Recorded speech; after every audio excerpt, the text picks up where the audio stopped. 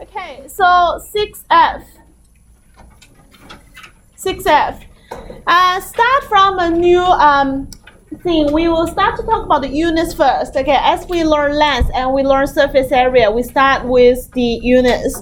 So for volume, it's a little bit different. So what's the difference is there are two types of units to describe volume. So if we cut that in half, like left hand side is the metric units and the right hand side is the capacity units.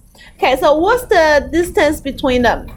So if you talk about some objects, and I also talk about what's the volume of that. So for your pencil case, what's the volume of your pencil case? So that's using metric units. We actually measure the length, width, and height. We're talking about an object.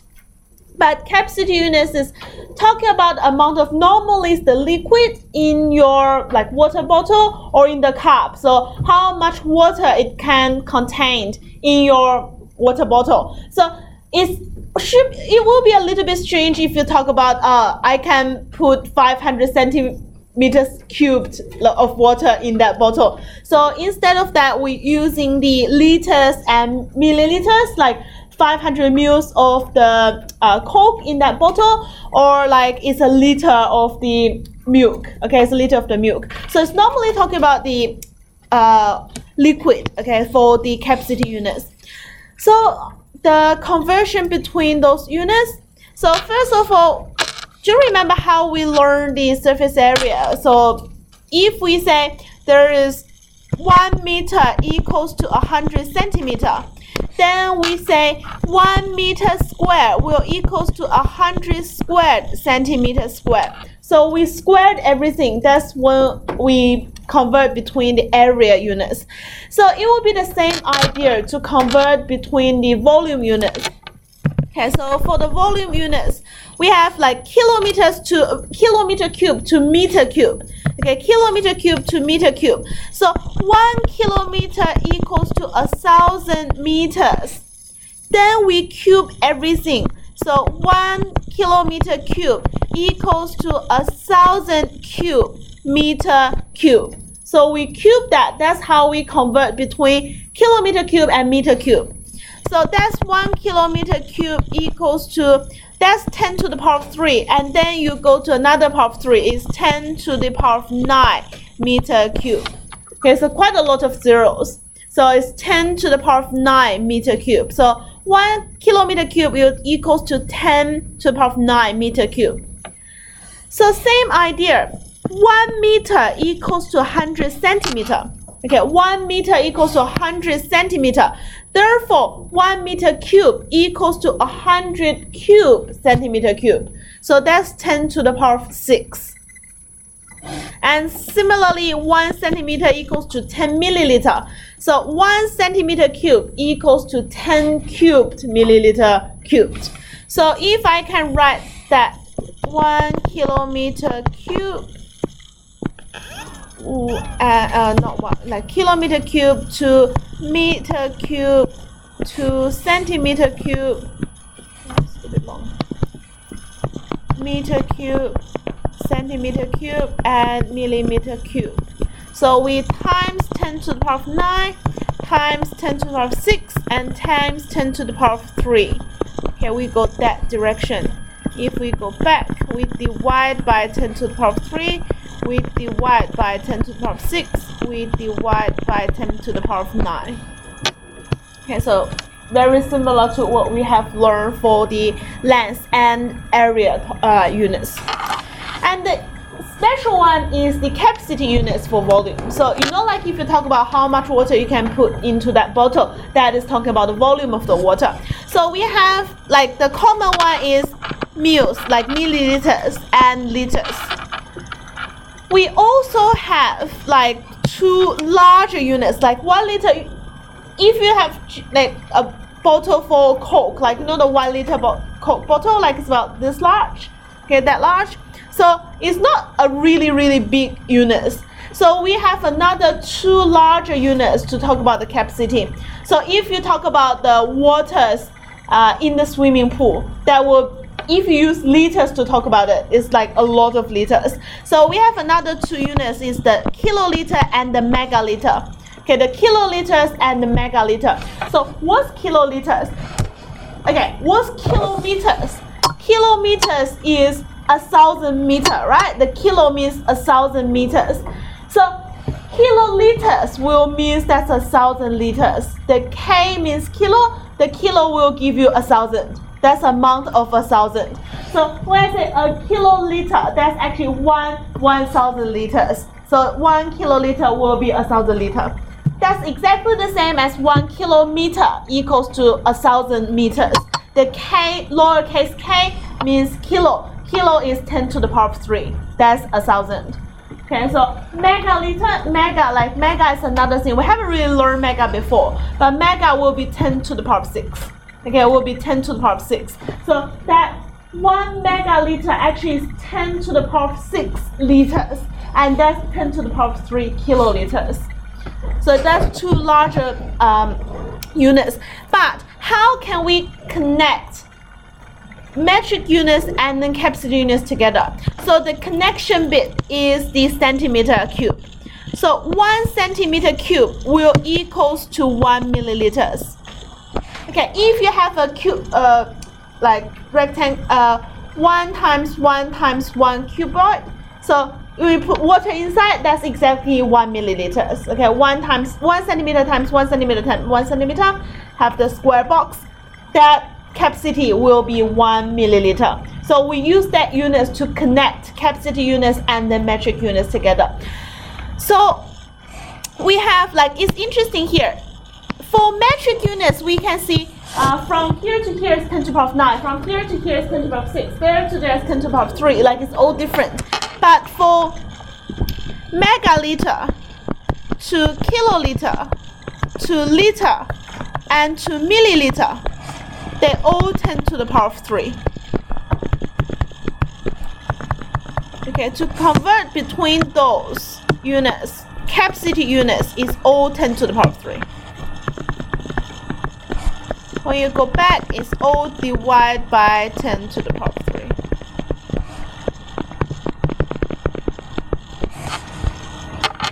But you should know this and this are the same thing.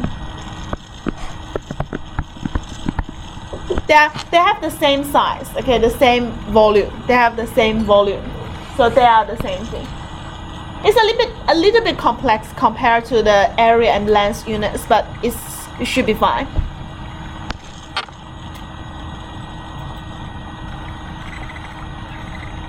Any questions between those units? Okay, if you don't have units, question with that, can you do the next 6 questions? Give you 3 minutes to do that. To convert, well, this one means convert centimeter cube into how many millimeter cube of that. Okay, convert into the units in the bracket.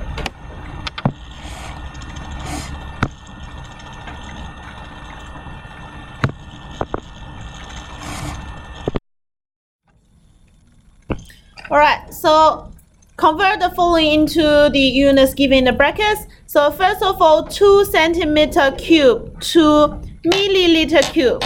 So you can think about, well, if I'm not looking at the things above, I will think about 1 centimeter equals to 10 milliliter, and you cube that. So that will be a 10 to the power of 3 relationship. So that will give me 2000 millimeter cubed. Okay, it's 2000 milliliter cubed. So for B is put into milliliter cube back to centimeter cube. So it will be 10 to the power of 3 as well, but you need to divide by 10 to the power of 3. It's from a smaller units to a larger units. So you have 0.5 centimeter cubed. Divide by 10 to the power of 3. Okay, the C, we have 2.1 meter cube, 2 centimeter cube. So centimeter cube is a smaller unit, meter is a larger one. We need to times. So meter to centimeter is 100. Then you cube that, 100 cubed is 10 to the power of 6. So you have 2.1 times 10 to the power of 6 centimeter cubed. You can say that's 2 1 and 5 zeros centimeter cubed. 2, 1, and 5 zeros centimeter cubed.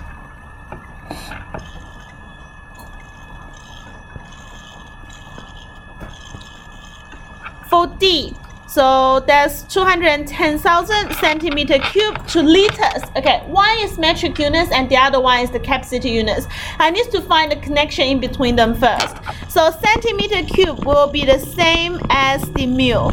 So equals to 210,000 milliliters. And then that will equivalent to, like, as I said, you need to convert all between thousand. Like, you get rid of 3 zeros. So that's 210 liters. That's 210 liters. Next one is 0.001 liters. Again, it's put into a metric units. So I need to see the milliliter first. So 0.001 liter will times by 1,000 to get milliliter. 1, 2, 3. So it's 1 milliliter. That will be 1 centimeter cubed. Okay, the last one is mils to kiloliters. It's smaller one to a larger one. We need to get rid of zeros. So I'll get rid of 3 zeros. I get 3200. I will get liters. Okay, milliliter, get rid of 3 zeros. I get liters. Then liters to kiloliters is another 3 zeros. So 1, 2, 3. So 3.2 kiloliters for the last one. Yes. Oh, not me. Oh, that's fine.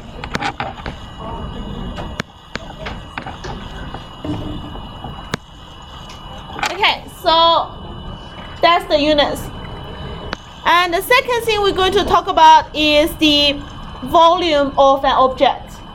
So there are only 2 types, well, I would say 3 types of objects we talk about. I'll talk about the other one tomorrow. So the first type we'll talk about is with the objects with a uniform cross sector. Okay, a uniform cross sector. So I'll show you a diagram first. Okay.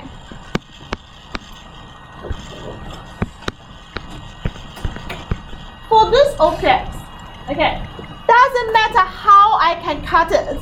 Well, even I cut this way and I parallel cut it, or I cut this way and then parallel cut it, I will never get the same cross sector, right? So I cut this way, like, yeah, I cut this way, I got the orange cross sector. And then I cut parallel, I will get this cross sector, but they are not identical, they are not the same. But for this object, well, if I cut this way, I may not going to get the uniform cross sector. But if I can cut in the parallel to the base, I cut this way, I will get all the same, like circle uniform cross sector, right? So therefore, we will say this object is with a uniform cross sector. The uniform cross sector is this circle. Okay, it's this circle. So if you cut all in the parallel way, we all will get the circle. Like the cross sector will always be the same, this circle. But for this one, doesn't matter how I can cut it. Then the parallel way not going to give me the same cross sector. So we'll say that's not a uniform cross sector object. So if you think that one, if I cut parallel to the base, like not the base, like this triangle, parallel to this triangle, this way, I will always have this triangle as my cross sector. But like if I cut this way, parallel to the rectangle, I'm not going to get uniform cross sector. But I have one method, I cut it, I can get the uniform cross sector. I will say this object is a uniform cross sector object. Does that make sense? Okay, then if that makes sense, let's come to some shapes. Can you let me know whether they are uniform cross sector or not? Okay, just tell me yes or no. For the first one? Yes. Second one? Yes. Third? No. Okay, fourth one? Yes. Fifth? No. Sixth? Yes. 7? Yes. 8? Yes. 9? Yes. 10? Yes. 11? Yes. 12? Okay, great. We all can get that. So if you can distinguish whether an object is a uniform cross-sector object or not, then it will be very easy to solve the volume. So all the uniform cross-sector objects share the same formula for the volume. So first of all, we decide whether this is a uniform cross-sector objects? If yes, then they all share the same volume formula, which the formula is the area of the uniform cross-sector times the height. So you will decide whether it is or not. If you say yes, it is, then you decide what is the uniform cross-sector and what is the area of the uniform cross-sector. So you use the area of the uniform cross-sector to times the height between the top and bottom. So you find the height between the top uniform cross-sector and the bottom uniform cross-sector. So you find the height in between that. They all share the same volume formula. Okay. So for example, just look at the 3 questions below here. So the uniform cross-sector will be the circle here. Okay, the circle here. So you will find the area of the circle times the height. So what's the height? The height will be the very top uniform cross-sector and the very bottom top uniform sector. You find the distance in between. The distance in between is 14. So you use the area of the circle times the 14. So for the second one, you can see the uniform cross-sector is this triangle here, the right angle triangle here. So you find the area of the triangle times the distance between the 2 triangles from top and bottom. That is the height, 2.4. And for the last one, we can see there's a square with a quarter circle. So you find the area like this quarter circle and the square will be your uniform cross-sector. You find the area between that and you find the height. We've given you the height already. So this is not a straight graph, but you can still use the same way. Because you have the uniform cross-sector, you can still use the same way to find the volume. But the height not going to be the slant height here. You are going to be the straight height, the distance between the 2 face, okay, the 2 top and bottom area face. So that will be 2.4, that will be 6, not going to be the slant height here. So by giving you this formula, can you just use another 5 minutes to work out the 3 questions? Leave your answer in exact form, but you can use your calculators to help you to do the calculation.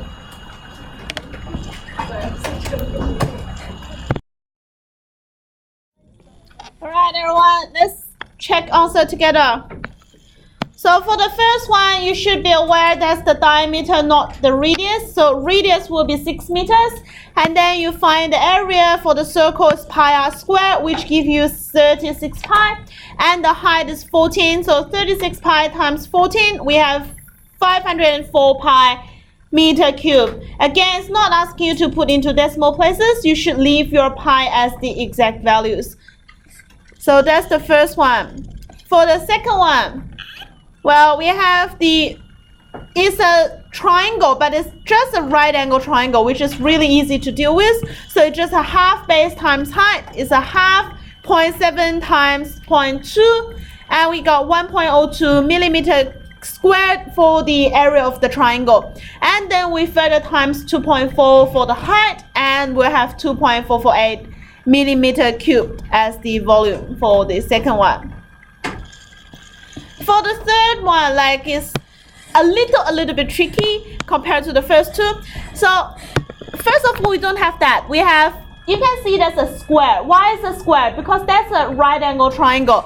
Then here must be a right angle triangle as well, like a right angle there, because 180 minus 90, you have 90 degrees as well. Also is a equal, like all the sides equals to each other, that must be a square. So we have a square and a quarter circle. So also we know that in a circle, this is a sector, so this length must be the same as that length. Okay, this length must be the same as that length. I may use red to show it clear. So that length must be the same as that one because it's the radius. So therefore this length equals to that length. So 4 will be divided into half. You know the length of the square, and also you know the radius of the quarter circle. So it's 2 and 2. So 2 times 2 is the area for the square, and then a quarter times pi r squared is the quarter circle. So we have 4 plus pi centimeter squared. Okay, 4 plus pi centimeter squared, which is the whole surface, whole uniform cross-sector area on top. And then we need to times that by 6. But remember to bracket this. Okay, you can't just times it by 6. You need everything times by 6 because there's a whole area of the top. So it's 4 plus pi bracket times by 6. You have 24 plus 6 pi centimeter cubed as the volume. Any questions for these 3 questions? Okay, if no, I'll check your homework now for last week, and then you can start do your homework for this exercise.